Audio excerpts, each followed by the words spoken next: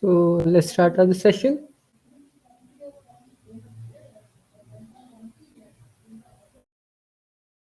Okay.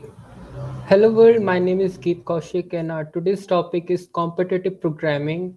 And so, Sai, as you can read here, competitive programming is just practice of programming at consistent pace to raise your bar of understanding the problems in solving them by coming up with optimal solution for the same. In simple words, coding plus logic building plus speed equals to competitive programming.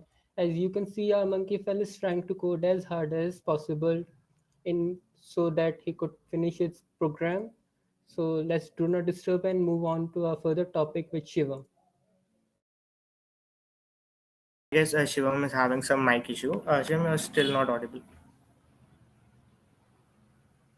Okay, so let's continue with this. So, talking about what's in it for me, is it really worth it? So, competitive programming is a subjective matter. So, it's not for everyone. If you are interested, it's good for you. It basically increase your competitive coding skills, your DSA skills. So, if you are learning programming, so it's good to also start with competitive coding. It will improve your skills, your basic knowledge, core knowledge. So, it's good for that. It's not mandatory that we have to do competitive coding. So, it depends on everyone's perspective. So now I would like to pass on to Geet Kaushik.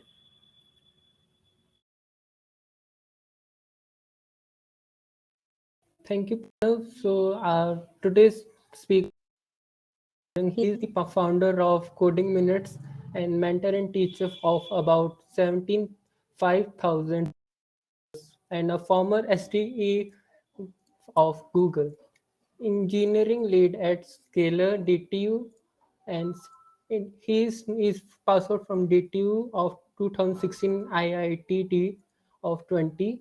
He is also winner of numerous challenges and hackathons. So we are welcoming you, sir. Sir, hello. Yeah. So as Geet mentioned, so talking further about Pratik sir. So as mentioned about Coding Minute. So Coding Minute is one of his platform. It's a virtual training session in which you will be teaching about all the things of programming concepts and all the things. And he's also a mentor and teacher at Udemy, teaching 75,000 plus students. So and all the things you can see is also an ex Google engineer as well.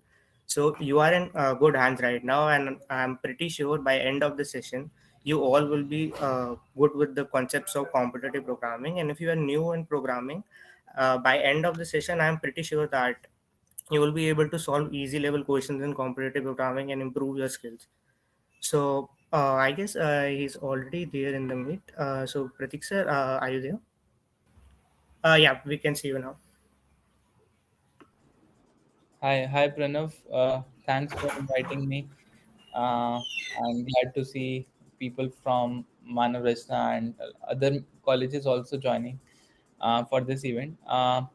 So I think you have already given a brief introduction about me, and today's session we are just going to focus on uh, what is competitive programming, how important it is.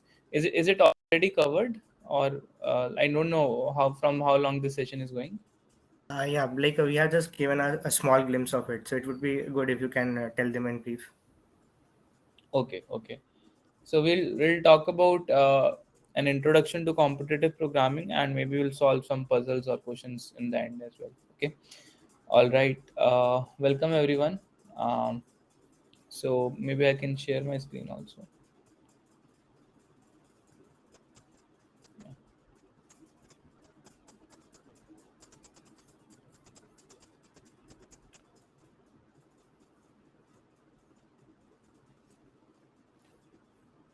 So right. So generally, what is the level of audience? Do we have first years or second years or third years? Can I get some idea?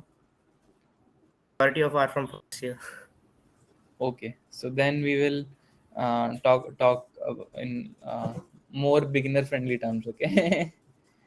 So Yeah. a lot of you have joined in the first year, and a lot of you want to become great software developers. So competitive coding is one term that many of your seniors or many of your friends would be telling you, okay, competitive coding कर लो उसके बाद job लग जाएगी. So we want to understand what is this thing competitive coding, okay? So and how it is different from real life software development.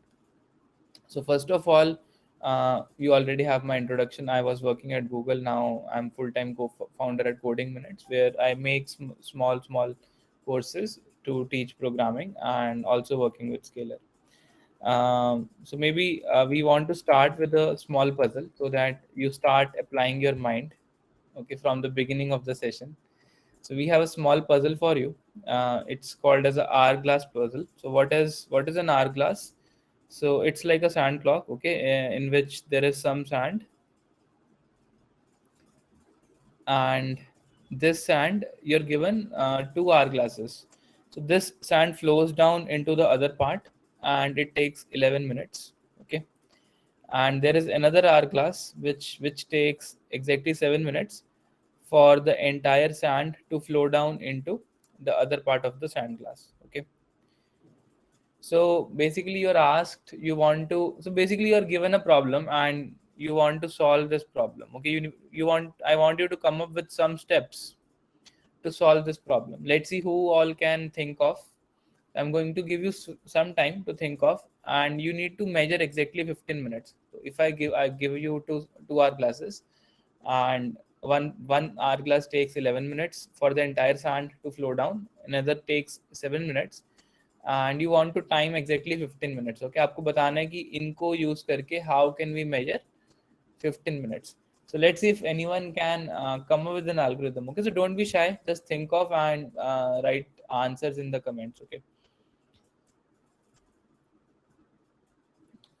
So you cannot do subtraction in time, okay. You cannot do, so time is only going to flow forward. You cannot say, okay, give my 4 minutes back, okay. You cannot go back 4 minutes, something like that, okay. Yes, you can use these hourglasses in any way. You can combine them, you can rotate them, you can use them twice, thrice, whatever you want to do. Just think of steps that you would need to measure 15 minutes, okay. Take your time, it will take time to think of, okay. I'm in no hurry, just take your time and let me know in the chat, okay. One is still thinking. Yeah, waiting. Maybe 1 2 more minutes we'll give. Yeah. And you also need to type the answer. That is also going to take time. Okay, so there Yeah. will be 4 5 steps that you might need to perform to measure 15 minutes. Okay, you can rotate it. You can put 7 minute one after 11 minute one, or you can start them parallelly. Whatever you want to do, just try it. Okay. Okay, Deepak has given me some answer. First, use both. When the 7 minute one has passed, then rotate the 11 minute one. Okay, so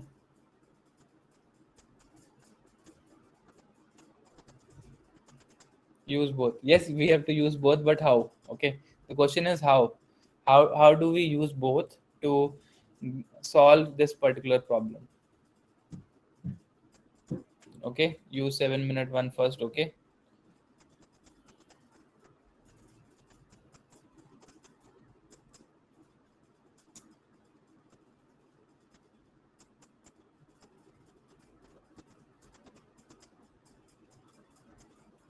Okay, let's try to see what Deepak is trying to say. So Deepak is saying we will use the 7 minute one, okay. And so first, let's say we start from this point. We also start the 11 minute one. So 7 minute one is going to take 7 minutes, okay. The 11 minute one is going to take 11 minutes. So we are starting both of them. So once the 7 minute one is done, okay, what we can see is we can measure 4 minutes, okay. At this point we can measure 4 minutes. If we say, okay, after 7 minutes we will start measuring the time, we'll start counting the time. Let's say this is the point from where we start noting the time. We call this point as t1. And now we know from T1 till 11 minute finishes, we will have 4 minutes. Okay. So what would be the state of the sand glass? 11 minute one. It would have 0 minutes on the top and it would have 11 minutes at the bottom. So if you want to measure 15 more minutes, can you will rotate it, you will just flip it at the same instant it got finished, and this will run for 11 more minutes. So I can say combining these two, 4 minutes and 11 minutes, this is going to take 15 minutes. Does it make sense? Let I me know. guess we already have two correct answers in the chat. Okay, Venus has given me some answer. Amrita Anshu has given me some answer.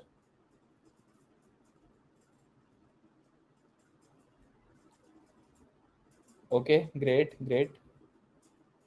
So सबको ये वाला solution समझ में आया है? So what is the total time you are taking? How much total time you are taking to solve this problem?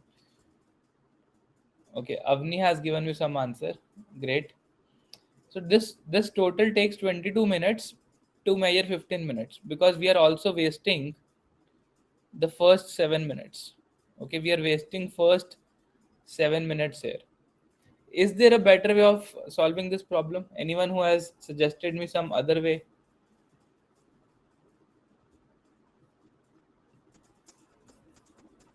Avni says first we will start the hourglass together, then we'll wait for 7 minute one to pass, then we'll left 4 minutes, and then use 11 minutes one and maybe 15 minutes. Yes, Avni, you're correct, which is this one.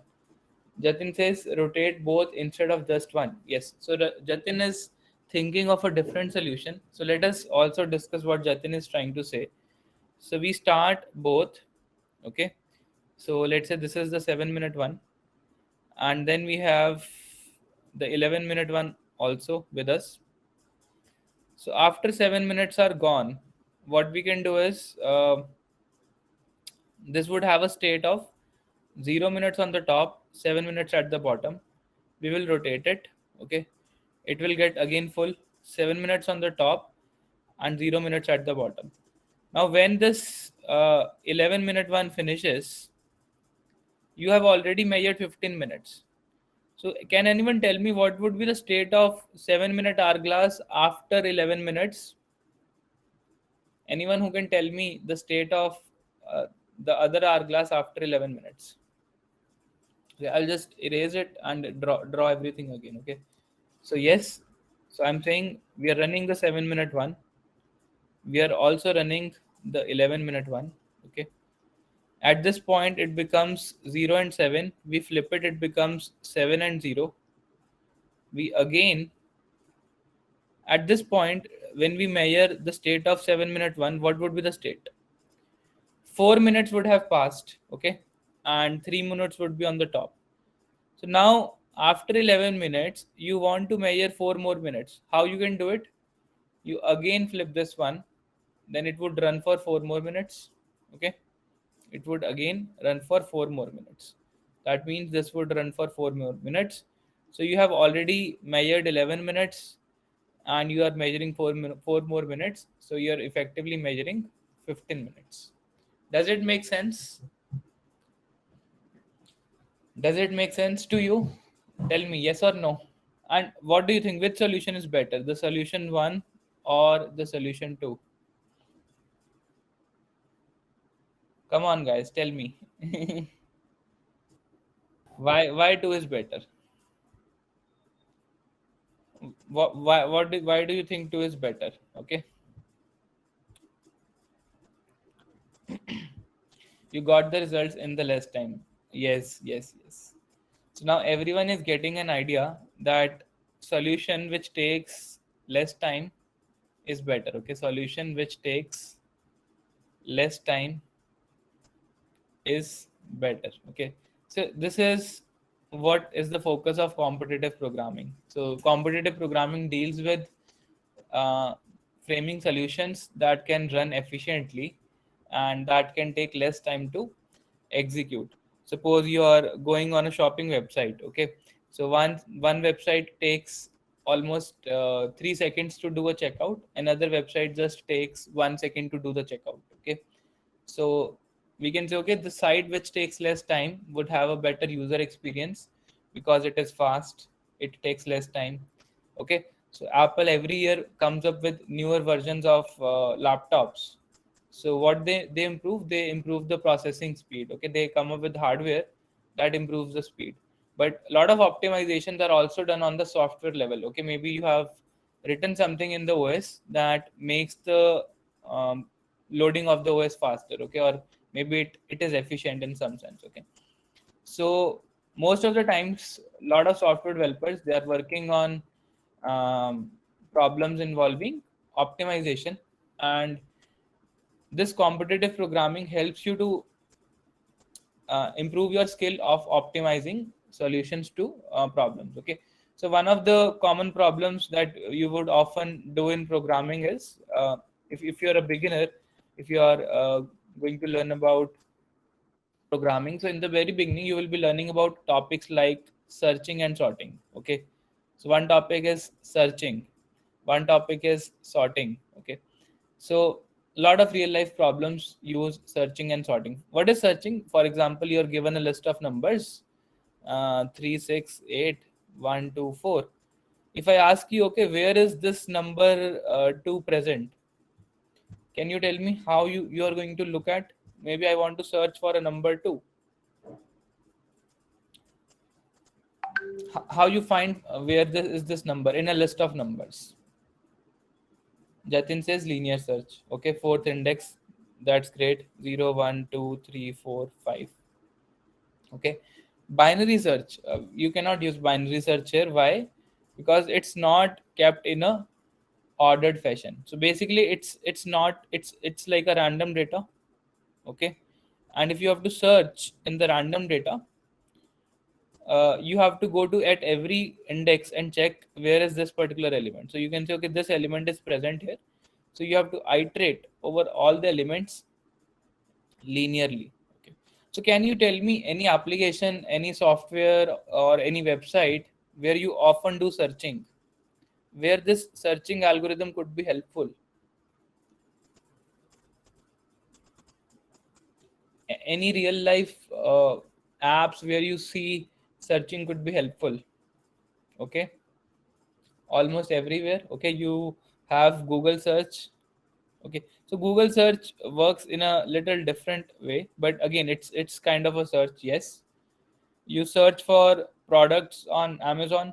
You want to say, okay, I want to buy a camera, or I want to buy something else. Okay, you search for people on Facebook, you search for people on Instagram, you search for food items on Zomato, okay, or Swiggy. So a lot of applications you will see, they're based upon the concept of searching. Okay, all right. There is another concept, sorting. So sorting deals with if you want to arrange the data in a particular order. Okay, so sorting, if you want to store some data, maybe if instead of storing data like in a random order, I want to store the data in a particular order. Okay, let's say 1, 2, 3, 4, 6, and 8. So I have arranged data in the increasing order. Okay, so arranging data in a particular order, that could be either increasing or decreasing. This is known as sorting. So can you think of any applications where this sorting might be helpful, where you might require sorting in real life? Ranking. Okay,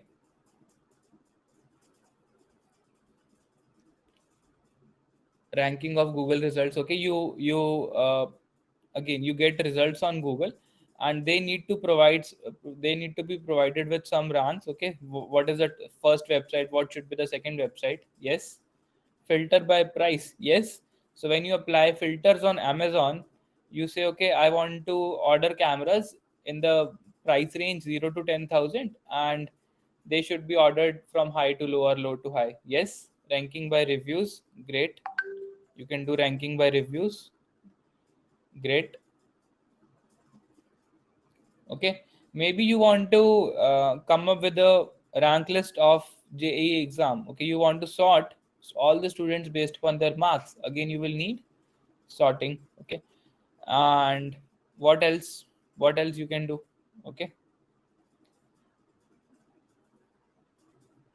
Maybe you want to order food items, and maybe you have a lot of pastas. Maybe you want to order by price or something like that. Okay, maybe airplane tickets. You want to see, okay, show me the tickets in the cheapest to highest flight as well. Okay, so a lot of applications will require the use of sorting algorithms. Now, based upon the data, okay, what kind of data it is, we have different techniques to do sorting. We have merge sort, we have quick sort, we have counting sort, we have shell sort, we have tim sort, bucket sort, bubble sort, selection sort, insertion sort.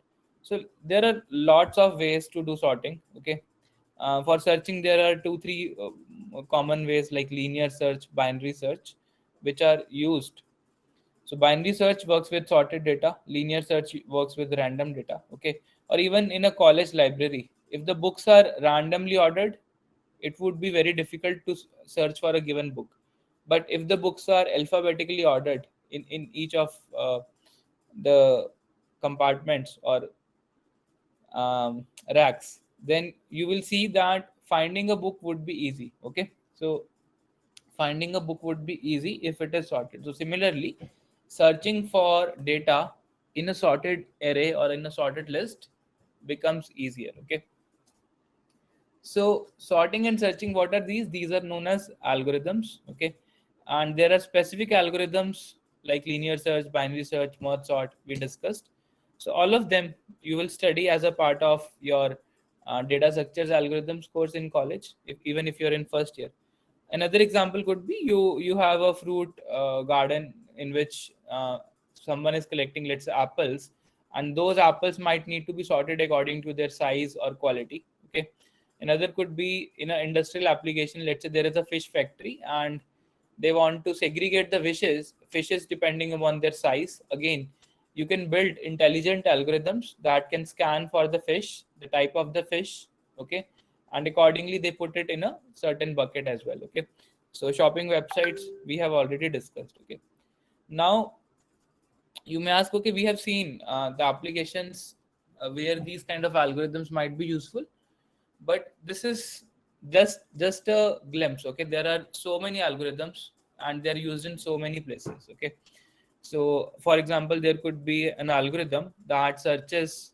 Have you used this feature, find feature in a Google Doc, where you're given a paragraph. Okay, this is some class going on. Okay, and you say, okay, I want to search for a word sum. Have you used the find feature in a Google Doc or in something like that? Okay, yes, you have done command F. Yes. So how does that command F work? So behind that find button, there is something which is known as a pattern matching algorithm. Okay, there is something which is known as matching algorithm. And what is an algorithm? Algorithm is nothing but a step of instructions defined in a particular order. And then how it works is, once you click the find button, there is an algorithm that is mapped with that algorithm. So that algorithm is written in some programming language. Okay, it's piece of code that runs and that tries to find, okay, where is this word X that I'm looking for in this particular paragraph. Okay, so if you want to search inside a paragraph, then there is a different kind of a algorithm that you need to learn. Okay, so that comes under a topic, pattern matching algorithms. Okay, so every time you click a button on any app, maybe Instagram, maybe Amazon, maybe Zomato, there is some code that is running. Okay, and to understand the how that feature is being built, it is good if you have the fundamentals of programming very strong. Okay, so now let us talk about what are the things that you should be knowing as a if you want to become a good software developer. Okay, so when let's talk about a little bit about a roadmap. Okay, what are the things that you should be knowing? So if assuming you most of you are in the first year. Okay, so in the first year you should be getting comfortable with the programming language. Okay, you can start with C++, you can start with Java as well, but preferably one of these language you can pick up. Okay, and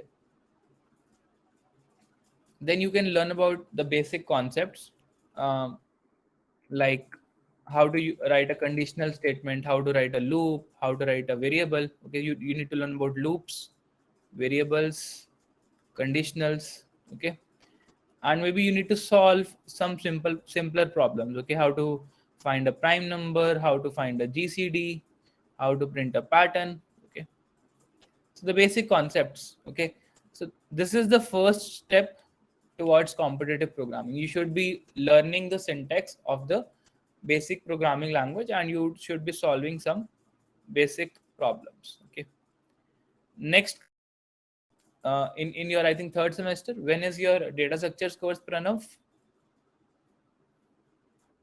Third semester. Okay, so although it starts in a third semester, but I would recommend you to start in the first semester or in the second semester at max, because it's a really important topic. Okay, so you should start learning about data structures. Now you may ask, okay, what is a data structure? Does anyone know what is a data structure? Can anyone tell me what is a data structure?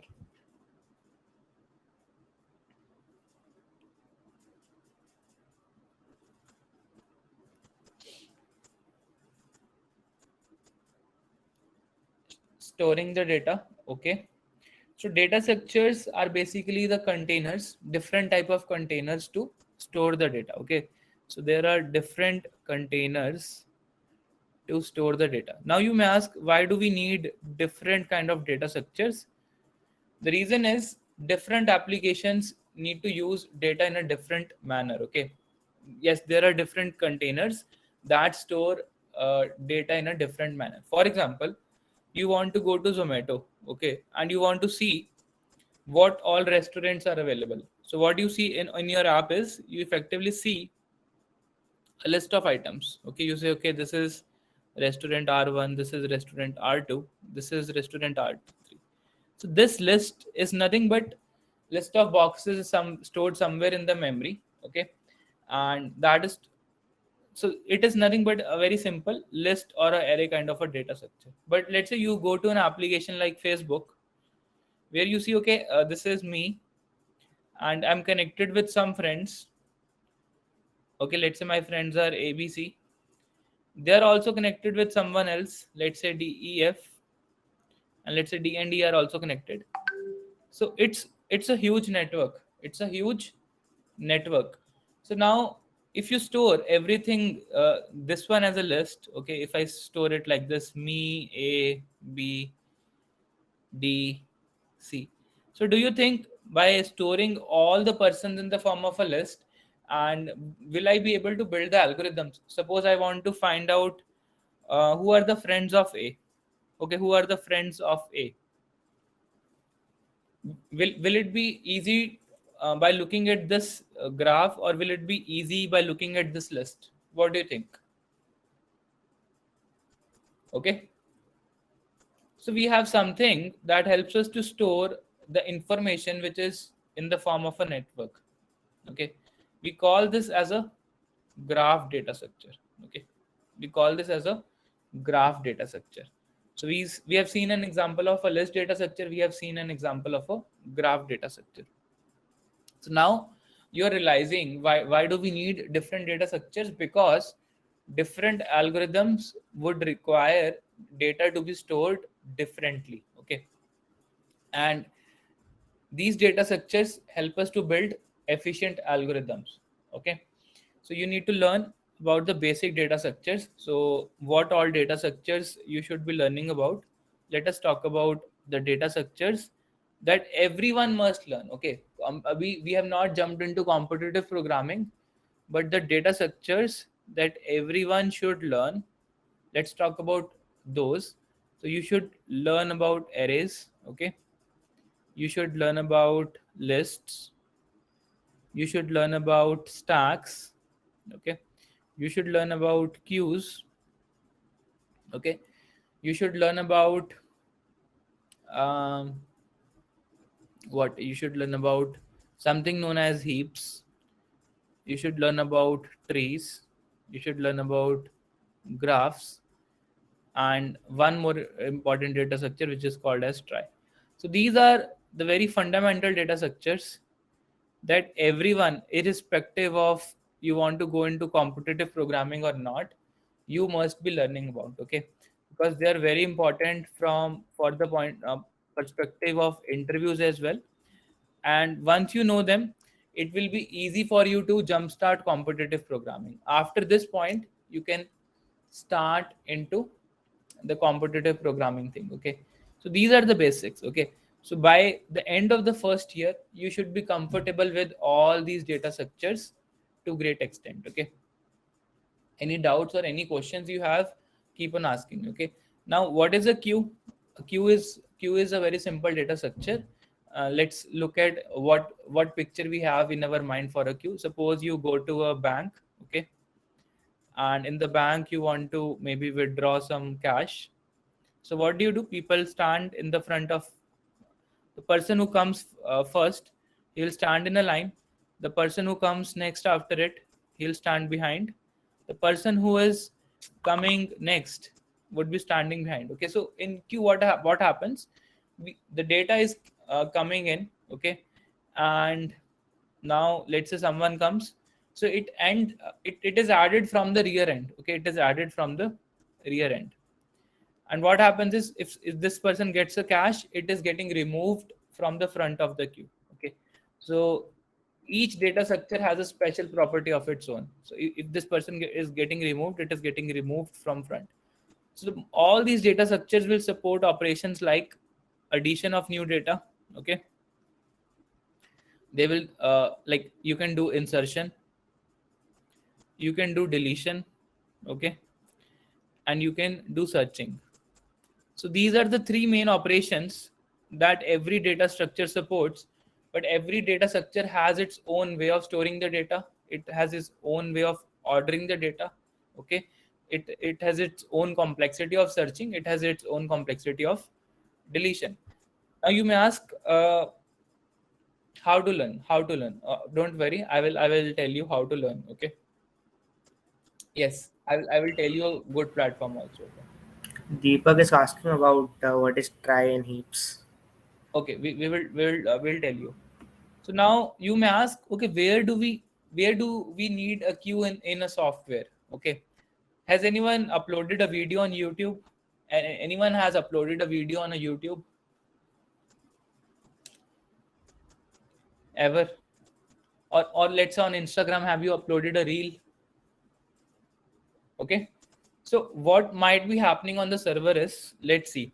So let's say people are pushing videos on the server. You see there is some processing going on. Let's say there is a video processing engine, okay, which has its own algorithm of processing videos. Let's say there is a video engine on the server, okay, and lot of persons want to upload the videos at the same time, and they want this video engine to process all of these videos, okay.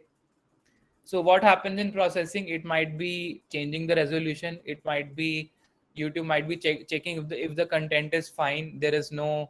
Um, there is no copyright issue, or there is not a content that contains nudity or all. Okay, so there is a video processing algorithm that processes all the frames in the video, and it comes up with a thumbnail. It comes with the captions, and all that stuff happens. Okay, now if suddenly a lot of people push videos at the same time and they go to the video processing engine, then what do you think? How it will figure out which video to process? Okay, how it will figure out? So will it make sense? Maybe there might be very little difference in the time frame. Okay, so what we might be doing is, we might be sending these videos inside a queue, okay, and this queue says, okay, the video v2 is coming first, then v1 is coming, then v3 is coming. So we are lining up all the videos for processing, and then they are going to the video engine. So what we are doing is, we are actually using a data structure at a backend that is storing all these videos, and then it is giving one by one to the video processing engine. Okay, so you're getting to understand how it is happening. Okay, where do we need a data structure? We use a lot of data structures at the backend. Okay, we have one more data structure which I just missed. It is known as hash table. Very important, very important data structure. Okay, so these data structures are really very important.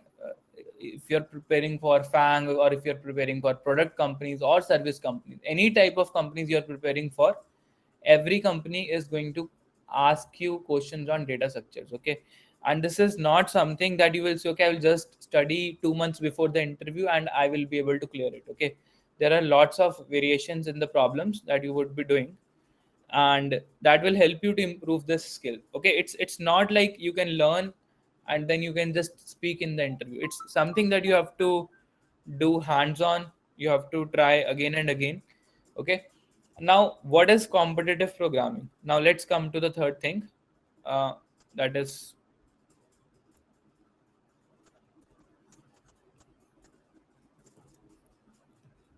yeah, let's talk about competitive programming. Okay,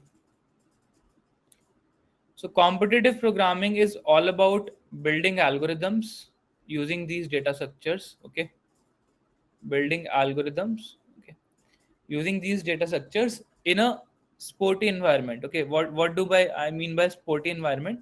So basically, people who would be doing competitive programming, they would be doing taking part in a lot of contests. Okay, so these contests happen on a lot of platforms. Like one popular platform is Code Forces. Okay, so there you find competitions happening every week or every month. Okay, so people take part in these competitions. They solve problems. To solve those problems, they need to have the understanding of data structures, the programming fundamentals, and they try to apply those techniques to solve problems. And in this competitive programming, there are certain advanced concepts which might not be asked in interviews, but they're used in these competitive programming competitions. Okay, so again, it's again DS algorithm, but at an advanced level. Okay, it's again a data structures and algorithm sync, but the complexity of the questions may be little more. Okay, so now let's talk about yeah, applications in software development. So a lot of data structures I have discussed, they are used in software development. Okay, so programming is a skill that you will need to spend time to learn, and maybe if you're in the first year, it is the best time to start learning right now. Okay, and it has different levels. So for most people, so I basically see this as in three levels. Let me just put a meme. Okay, so this is actually me. So learning to drive a bicycle. Okay, this is like learning the programming fundamentals. Okay, learning to drive a bike. Okay, maybe you want to go to city to do some shopping. So if you have a bike, that will solve your purpose. Okay, if you are going for a coding interview, if you have learned the basic data structures and basic algorithms, that will solve the purpose for you. But if you say, okay, I want to become very proficient in driving, and I want to become a driver in a F1 race. Okay, I want to compete with people by using a racing car. Okay, then it is like doing competitive programming. Okay, so now for most people, I would say learning till this particular point, यहाँ तक enough है. But if you want to say no, मैं तो race ही लड़ूंगा, I will compete with people, I get joy out of it, मेरे को मजा आ रहा है, ठीक है, contest जीतने में, contest करने में, then you will have to spend extra efforts in getting better and better. Okay.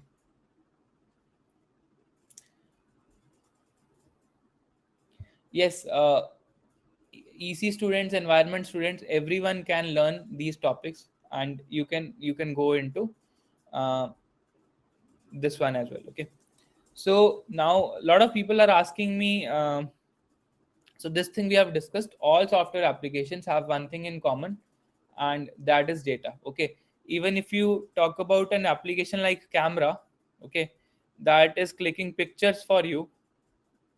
So do you know how a picture is stored inside memory? Does anyone know how a picture is stored inside memory? So everything we know, it's actually a binary. But okay, so Deepak is saying it's a .jpg file.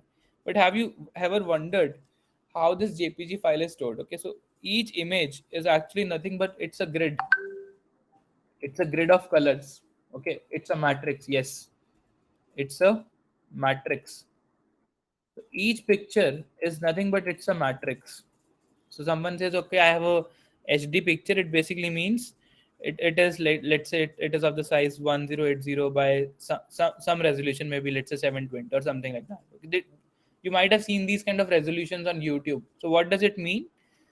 It has 1080 rows and let's say 720 number of columns. The more number of pixels you have in this particular image, the higher is the resolution. Okay, the better would be the clarity of that particular image. Okay, so this matrix is nothing but you have colors at every small cell. So if you have tried zooming in a picture, you might see small squares. Has anyone seen? If you try to zoom into a picture, you see small squares. Yes, so those squares are nothing but pixels. So each square has a color. Okay, each square has a color, and that color is stored in a format which is known as a RGB format for a colored image. Okay, so for example, if this cell is having a color red, so it is stored as three values. So each color has three components: the component of red, green, and blue. Let's say this is 200, this is 10, this is 15. So this corresponds to the amount of red, this corresponds to the amount of green, this corresponds to the amount of blue. So since these three numbers denote that red is having more value, that means this color would be close to red. Okay, so effectively each cell is storing three colors, three numbers. Okay, it is storing 200, it is storing 10, and it is storing 15. So what you see on the screen is a combined effect of these three colors. Okay, so when these three colors mix, you see a reddish color. Okay, so effectively in the memory, each cell is requiring three integers to get stored. So effectively each image is actually what? It's actually a three-dimensional matrix. It's a three-dimensional matrix with some R number of rows, C number of columns, and 3 is the depth. So we call it as three-channel image. Okay. The black and white images have a single channel, but the colored images, they have three channels. Why? Because you need each color to be represented by a combination of red, green, and blue. Okay, so you can look at RGB cube in the net, and you will see, okay, there are colors inside this particular cube. So what you see on the screen is a 2D version. This cube is kind of compressed. The screen interprets these values, and that color is basically shown to you. Okay. So what are heaps and dry? Again, it's a big topic in itself, and it would require some time. But I will tell you the resource. Okay, I will tell you from where you can study about all these topics. Okay. So yes, you will need to learn trees for it. Okay. So this is again a data structure. And we call this data structure as a matrix. Okay, it's just a 3D matrix or a 3D array. Okay, it's again a data structure. So images are also stored in the memory of your camera or in the RAM or in the disk. Okay, they are stored as a matrix. Okay, so all the applications revolve around data. So maybe let us take an example of a self-driven car. Okay, you have a car which drives by itself. Okay, then can you tell me what data would go as an input? Let's say there is some processor inside the car. Okay, some algorithm that is processing some data.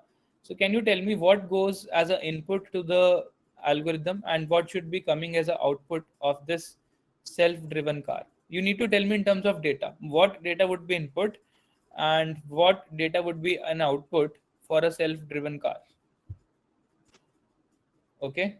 Jatin says visual data, audio data, ultrasound data. Okay. Light source analysis. Acha. So talk in simple terms. Okay, I don't know what is light source analysis. Okay, audio. So this car basically it has a camera on the top. Okay, it has a camera on the top that basically captures a 360-degree view of the surroundings. Okay, so this camera must be capturing what? It must be capturing videos, okay, or it must be capturing images. Okay, so what is video? Video is nothing but it's a list of images. Okay, each video is what? A sequence of frames. Each frame is what? It is an image. So you're sending lots of images to this car, and based upon the scene, okay, based upon the scene, let's say there is a road, or there is a red signal, or there is a traffic light. So based upon the signal, there is some machine learning algorithm built inside this car which finds out what all objects are there, what is the significance of those. So it does kind of a classification, okay, where the objects are present, and depending upon uh, the scene, it is going to output what data it is going to output, that it will give to the controller of the car. Okay, so there must be something which is controlling the car. It's a hardware. So to the controller, what output should it be giving? क्या output दे रहे होंगे हम इसको algorithm से निकाल के. Okay, the movement as output. So how do we define movement? We may define the movement in the form of a steering angle. Okay, just a minute, I just lost the screen.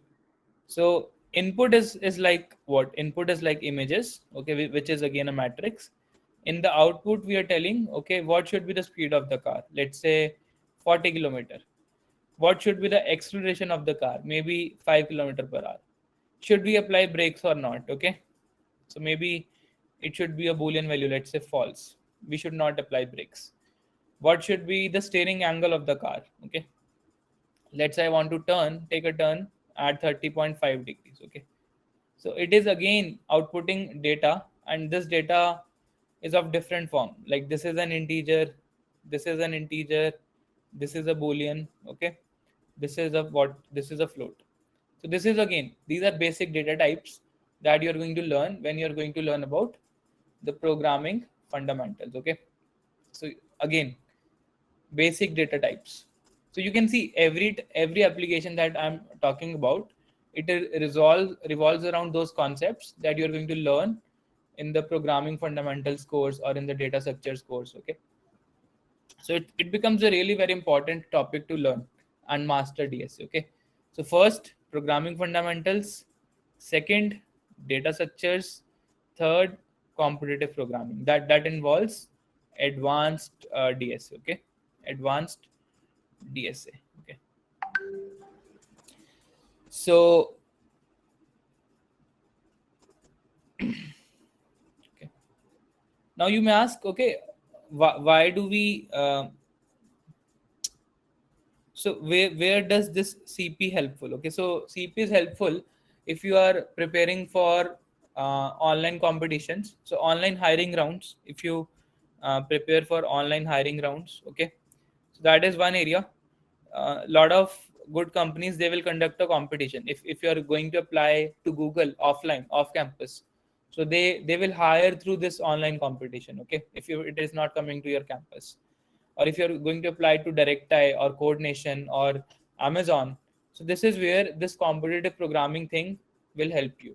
And this DSA, this is very important to learn as a fundamental concept, because it forms the core of software development. And even in interviews that you're going to have face-to-face, okay, the face-to-face interviews, they will ask you a lot of questions around data structures and algorithms, because they are going to use it in the regular software development as well. Okay, so we have seen okay, recent experience at Google. I wanted to talk about one.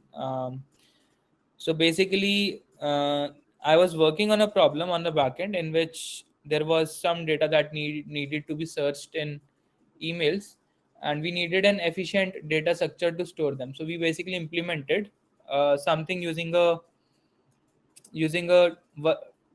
advanced version of a try data structure. Okay, so because I had done the try, I knew how to implement it, I could solve a problem. So as you grow more experience in the software industry also, the next topic that comes is system design. Okay, as a college student, you are not expected to learn about this topic, but as you grow as a software engineer, you learn about system design. So system design problems also involve the use of data structures. Okay, so that is again one thing. So Zomato application I've already told you. Like on the UI, you are maintaining kind of a list of food items or restaurants.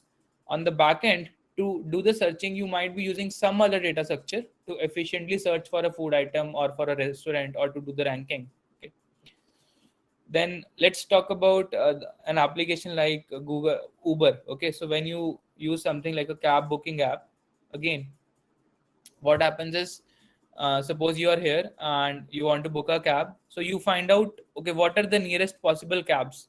Now these cabs are moving, so again you need to come up with an algorithm that tells, okay, what are the nearest, maybe there is a car here, so maybe you will include it in the nearest or not. It again depends upon how many cars you want to show, what are the nearest cars, which car has already booked, which car is already booked, which is available.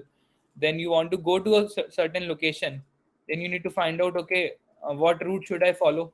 Okay, or maybe if you want to have a shared ride, you want to pick a co-passenger with you.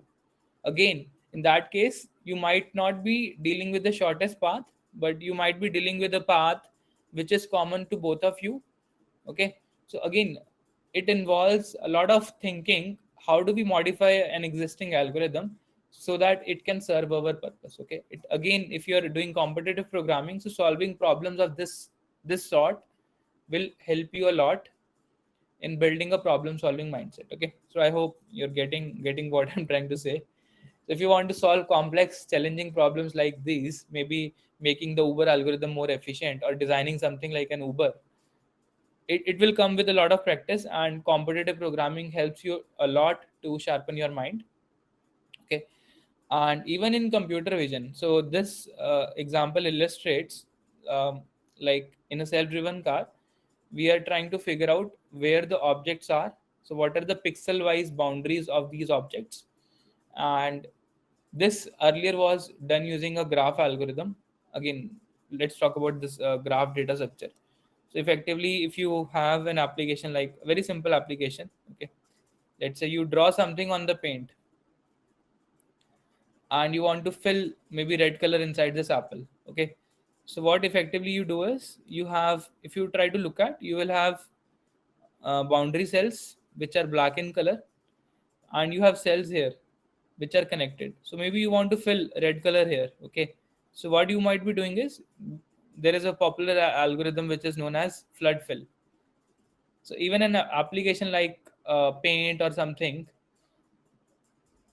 a graph algorithm can be used to build something like a paintbrush tool. Okay, but the one I have shown you is not a paintbrush tool. It basically detects similar areas and clusters them. Okay, so it is basically pixel wise segmentation. So there is an algorithm that is based upon the concept of network flow in graphs. Okay, it's an advanced topic, people generally don't cover it in uh, DSA, but it's a part of competitive programming course. So there is network flow which is being used to in an application like this, okay, where we are doing pixel wise segmentation. Okay,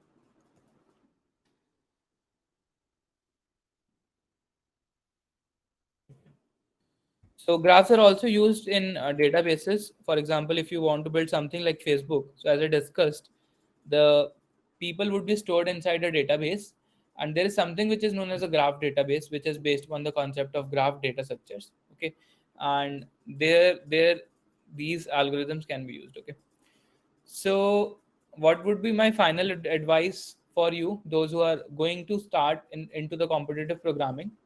Do not jump directly into competitive programming. Take one step at a time, learn the fundamentals, learn the data structures, and then see your comfort level. If you're getting comfortable with data structures, which you should, everyone should get comfortable with data structures. After that, you start thinking about learning advanced data structures.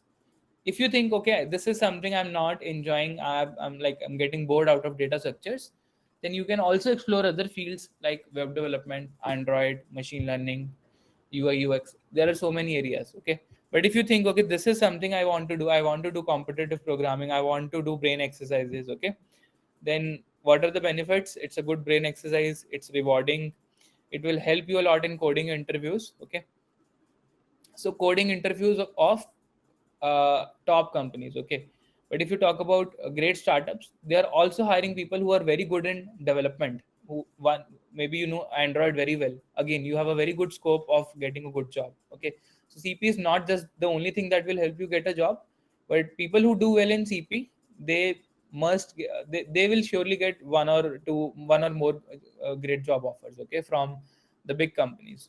But if you're targeting startups, then definitely do very well in the full stack web development or mobile application development as well. Okay, so good for college students. You have a lot of time in college. You can definitely spend some time giving out the contests, learning about the new techniques. Okay, and taking part in contests will also give you a sense of achievement. Okay, and you can write this thing in resume. Okay, I got 200 rank in XYZ competition on Code Forces or in some other hackathon. Okay, and online hiring round is one thing. This is one area that will definitely require good use of competitive programming, and learning advanced topics, it may be useful sometimes. Why I'm saying sometimes? Because when you're working as a software development, it is not always you are using the hardcore competitive algorithms.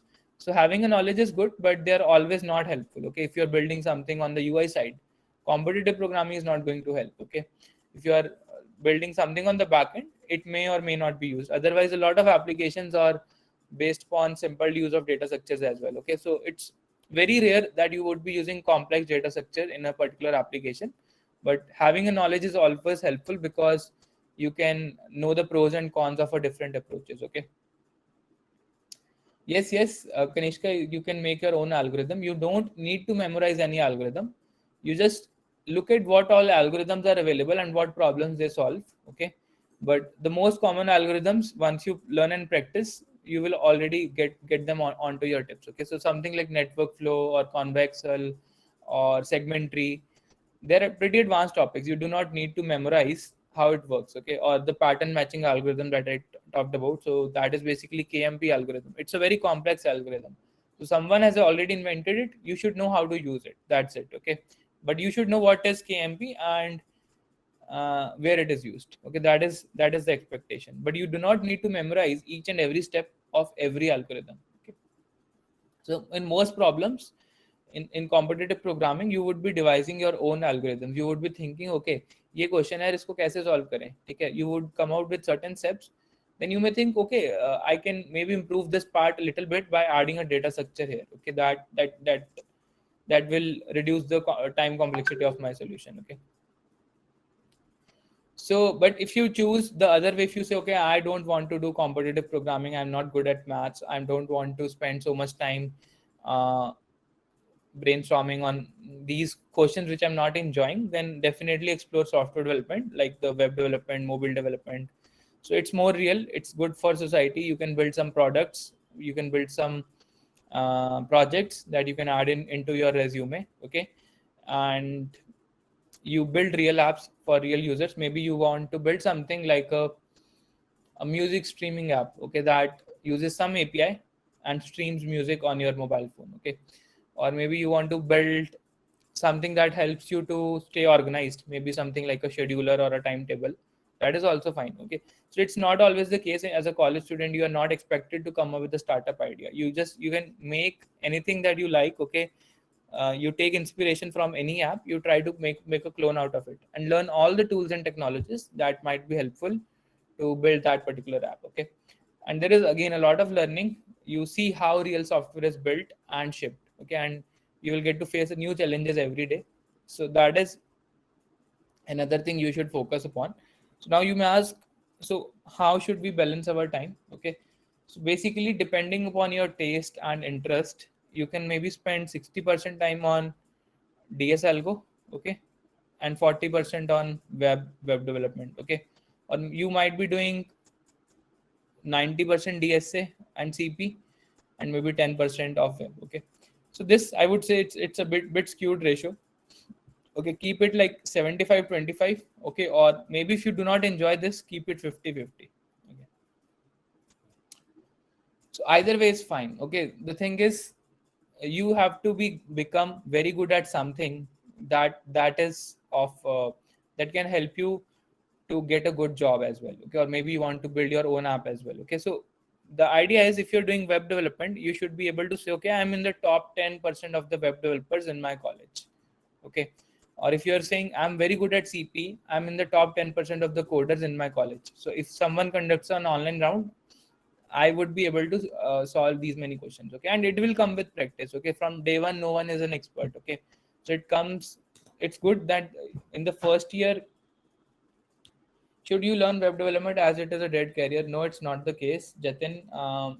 Still, a lot of hiring is for full stack developers. Okay, a lot of companies are hiring for full stack developers, and I would say this is the job. Like in this line, you have more number of jobs in any other field. Okay, if you talk about game development or UI UX, or if you talk about machine learning, data science, then web development or the full stack web, by web I mean both the backend and the front end part, okay, it has more jobs than all other uh, all other fields, okay? So please suggest a platform for learning these, okay? So there are so many platforms, there are so many YouTube tutorials as well, okay? But what I would prefer is, I would prefer something that is more structured, something that is covered in more depth, and something that is covered by a person who has certain experience, okay? So a lot of college students are making videos these days. I'm not saying it is bad, they want to explore, so you can follow anyone on YouTube. But I can tell you about some online courses which are created by me, okay? There are some websites. HackerRank is good. So the websites like HackerRank, they're good for doing the practice. But for a beginner to start with, you need to start learning either through your college teachers or through your friends. But I can also tell you about my courses that I have created on Coding Minutes. I'll just open the website. uh, okay, let me just.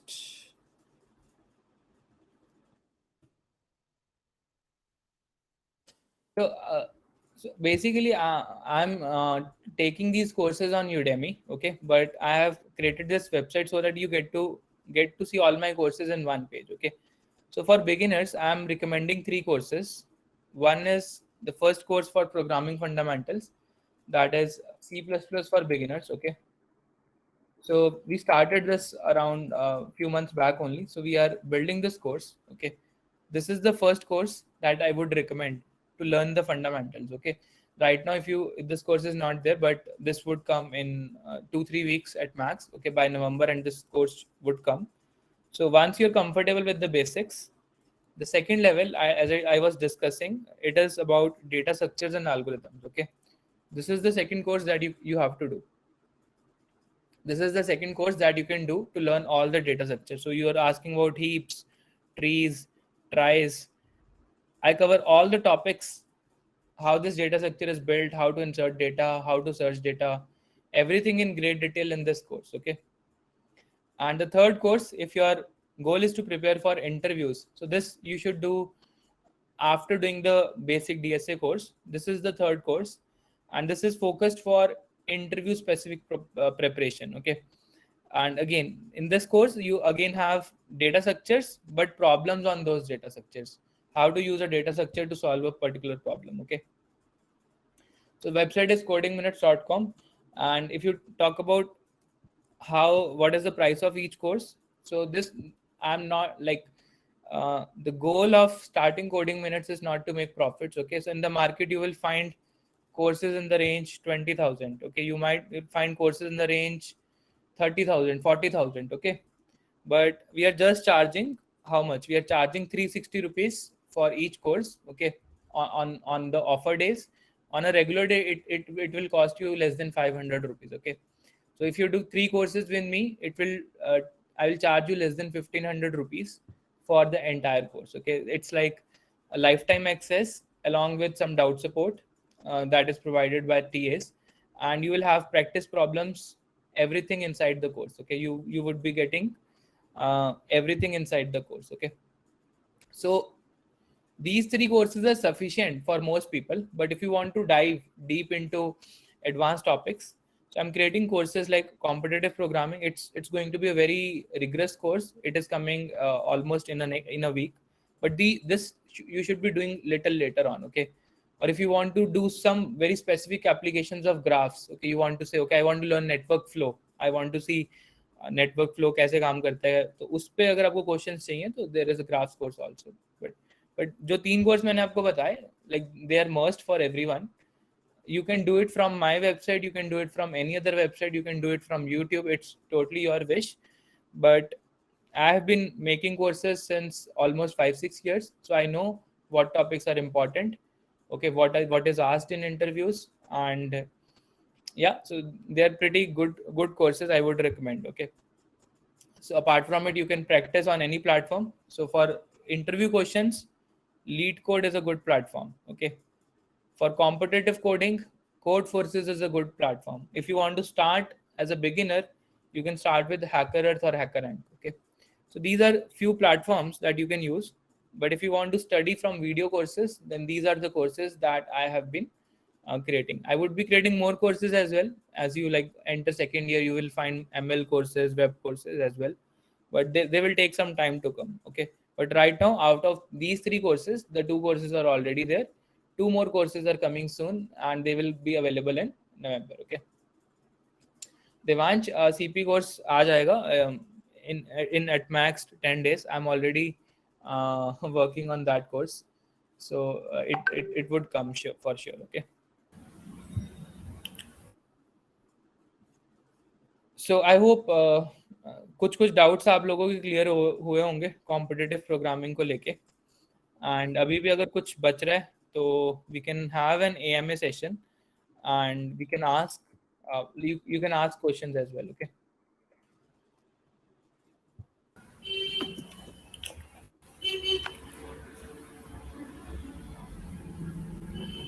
I guess already सबको everything is clear. Shivam ने एक पूछा है कि is there a path or structured routine for a beginner coder should follow? So basically you should be focusing more on the variety, okay? Like the quality of the questions do matter. So some like as a beginner, what most people will do as a common mistake is they will jump into platform like CodeChef, and they would solve 100 200 problems, and they would be of the same type.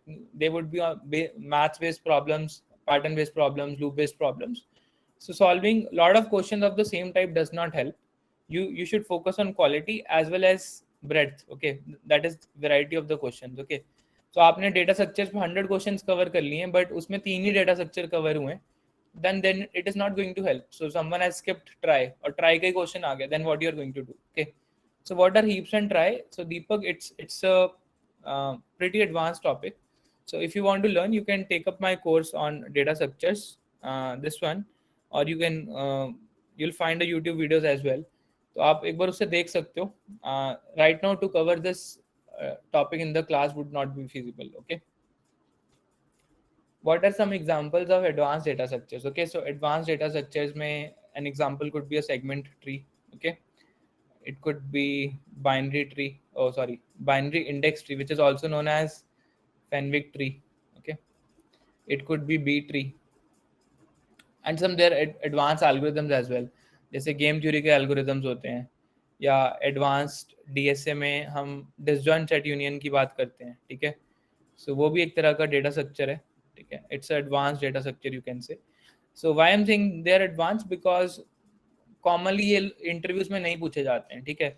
But हाँ, competitive coding आप करोगे तो आपको इन पे questions contest के अंदर मिलेंगे, ठीक है? So if you want to get great ranks on a platform like Codeforces, तो आपको ये सारे डेटा स्ट्रक्चर्स पढ़ने पड़ेंगे, ठीक है? तो DSU तो उसमें भी यूज़ होता है, ग्राफ में भी काफ़ी यूज़ होता है, ठीक है? तो और भी होंगे, और भी हैं. तो मेरा जो CP कोर्स है, जो मैं कॉम्पिटिटिव प्रोग्रामिंग में कोर्स बना रहा हूँ, उसमें ये advance data structures, Mo's algorithms, square root decomposition, number theory, mathematics, so all those topics will get covered, okay?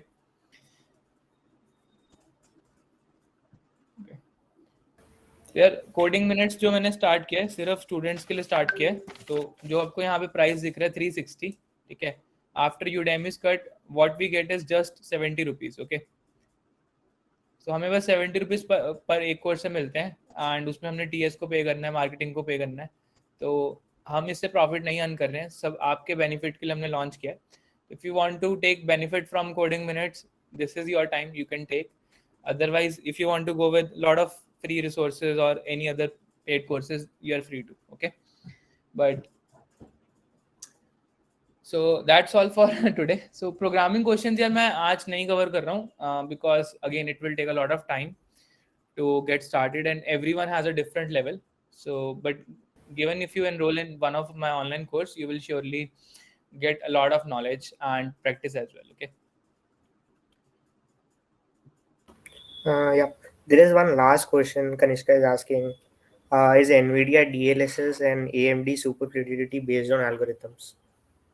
I'm not aware of this. So Kanishka, sorry, I can't answer this one. So basically, if you talk about GPUs and all, so GPUs also speed up the optimization. So the way they work is they do parallel computing. Okay, so there is also algorithms to perform faster multiplications. There is something which is known as Karatsuba algorithm.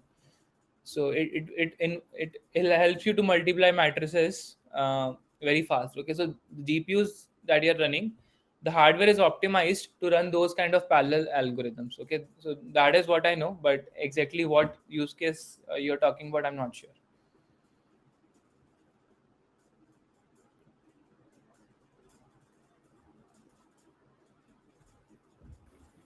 Yeah, I guess like most of the queries are already solved. Does anyone have any other questions?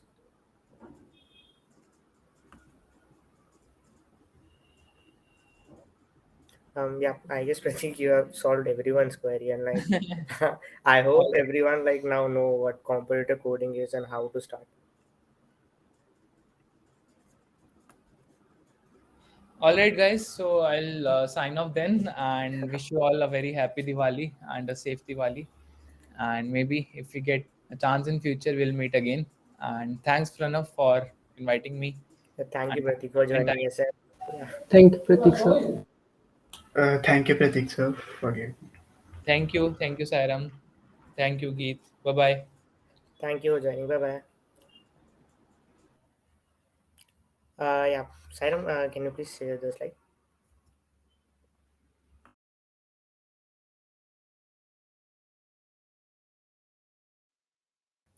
Okay, so now let's have a quiz time. So you have learned a lot of things right now, and I'm sure that you are familiar with what competitive coding is now. So we are sharing a small quiz, a Google form with you all, and you have a time till 12 today. So you can fill up that form, and whoever will complete that form, or let's say even try to give an attempt to that form, they will be given certificates as well, certificate of excellence from GDSC and Google. So you guys can fill that form. I guess Iram has already shared the link in the chat. And as you guys are registered for this particular event, so we have your emails as well. So we will also drop an email with the form link. So it's so you can check out the form and also start doing that. Next slide, please. So yeah, thank you, Pratik sir. He has guided us a lot of things about competitive programming and basic concepts of programming and a roadmap how you can start with that. And I would like to thank all the GDSC MRIS team for organizing this event and all the participants for joining today. So I hope you got to learn something new from today's session. And let's see who will complete the form and submit it on time. So that reminding you again, the form will close exactly at 12 p.m. tonight. So complete the form. It's a basic easy question on LeetCode. So if you don't have your account on LeetCode or something, so you can create one account, and all the things are covered there. And let's say if you have any doubts or queries in solving the question or something, so you can join our Discord server. I guess most of you have already joined the Discord, and you are also on the community WhatsApp group as well, right? So you can ask your queries there, and hope to see all the questions solved by you. So yeah, that's all for today's session. Thank you all for joining. Have a nice day. Bye bye. Happy Diwali also. Yep. Happy Thank you for Diwali. joining us. Thank you for joining us and happy Diwali. Okay.